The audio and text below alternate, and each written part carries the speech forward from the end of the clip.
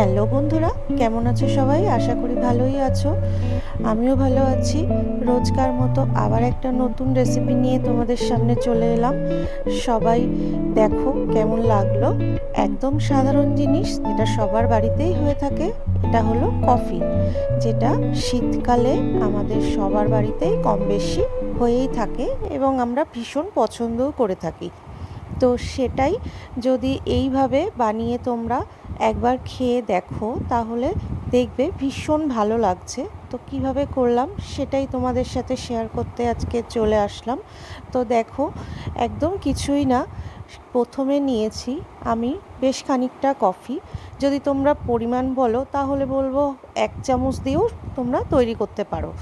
তো 1 চামচ যদি কফি নিই, তাহলে তার সাথে সমান পরিমাণে চিনি নিতে হবে। তারপরে যে কাজটা সেটা হচ্ছে, এটাকে খুব ভালো করে ফেটিয়ে নিতে হবে এবং সামান্য একটুখানি 1/2 চামচ মতো জল দিয়ে এটাকে ফেটিয়ে নিতে হবে। এই ফেটানোটা আমি যেহেতু বিটারে করেছি, তো এটা তোমরা চামচ দিয়েও করতে পারো এবং খুব সুন্দরভাবে এটা ফেটিয়ে যায়। ফেটিয়ে একদম দেখো কীরকম ফেনার মতো হয়ে গেছে। তো হয়ে গেল আমার এটা। এরপর দুধ গরম করবে, কাপে ঢেলে তার মধ্যে এই 1/2 চামচ মতো কি তার একটু বেশি এর মধ্যে দিয়ে গুলিয়ে নেবে। তারপর যে যেরকম পরিমাণে চিনি খায় সেটা দিল, দিয়ে একবার শুধু করে এইভাবে খেয়ে দেখো, দেখবে কি ভালো লাগবে। তো ভালো লাগলে অবশ্যই লাইক কমেন্ট শেয়ার করে আমার পাশে থেকো।